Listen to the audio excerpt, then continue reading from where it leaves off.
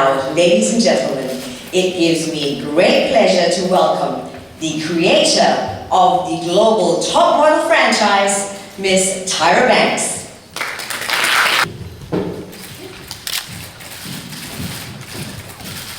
Good morning, Tyra. Welcome to Singapore, looking beautiful as usual, and I feel very, very short. Now, you've not been in Singapore for very long. You've only been here about a day or so. Perhaps tell us your first impressions of Singapore. Well, I have been through Singapore many, many times, because this is a nice, what do you call it, an airport connection destination. So I have actually spent the night in Singapore before, many years ago, in the airport. This is the first time that I've actually exited the airport, and coming into the city, I was flabbergasted by the architecture. To me, the architecture here looks like what an architectural student would dream up, but something that would never get made. Wow. So that's to me what I see when I look around Singapore. Great. Yeah. Well, my trip has been fantastic. Oh my gosh. First off, the airplane. I have to start there, which I've Twittered and Instagrammed. I have never seen an airplane cabin like the airplane cabin that I was in on Singapore Airlines. It was like a boat. I felt like I had, and it was like my own room. Like I had a dorm room. I went to a business school, and at business school, my dorm room was not as big as the cabin that I had on Singapore Air. So that was amazing. And then I had like all these beautiful flight attendants in these gorgeous Singapore girl couture dresses. So that was lovely. I'm laying there like sleeping, like, and I'm like, Miss Banks, would you like something? And I'm like, oh, am I dreaming? This is so beautiful. So just the journey here was absolutely fantastic. And then as I said, the architecture is almost otherworldly. I thought America's Next Top Model would probably go 2 cycles, 2 seasons. I had no idea that. I mean, we just finished cycle 19. We're going to be airing that in the States in a week or so. Yeah, so the fact that it's a global phenomenon, and now we're in Singapore, and all these photographers are here because of this little show I came up with many years ago, is still a little surreal for me. It really is. One decade it's about curves, another decade it's about being thin, if you think about like Twiggy's era, then another decade in the 80s was about athletic, and the 90s was even more athletic. You had to have a 6-pack like Janet Jackson, and then the new millennium was about being super stick thin. Then for a little bit, she had to have a big booty like Beyonce, Kim Kardashian. Now it's like, oh, now I'm going to be skinny again, but maybe not too skinny. It's really sad that as women, we cannot just be beautiful in our differences, that there have to be these different standards that change. And if you look at a man, if you look at like Tarzan back in the day, black and white Tarzan, and then maybe, I have a question, Jason Scott Lee, remember he played Tarzan? Like the same body, it's the same thing, from those spans of decades. And it's a sad fact that we women have to live with. But I still consider myself to be a curvy woman, especially in the fashion industry. But I created America's Next Top Model to expand the definition of beauty.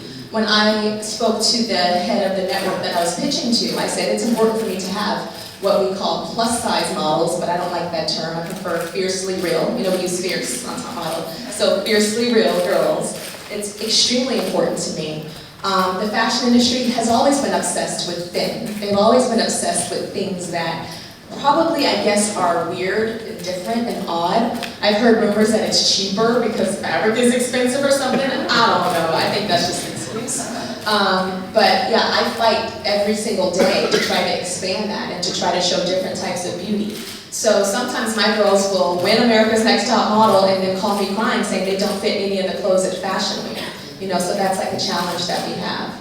But it's what the Tyra Banks company stands for. It's what America's Next Top Model stands for, is not having a cookie cutter. Everyone tends to think that I'm the big boss at America's Next Top Model.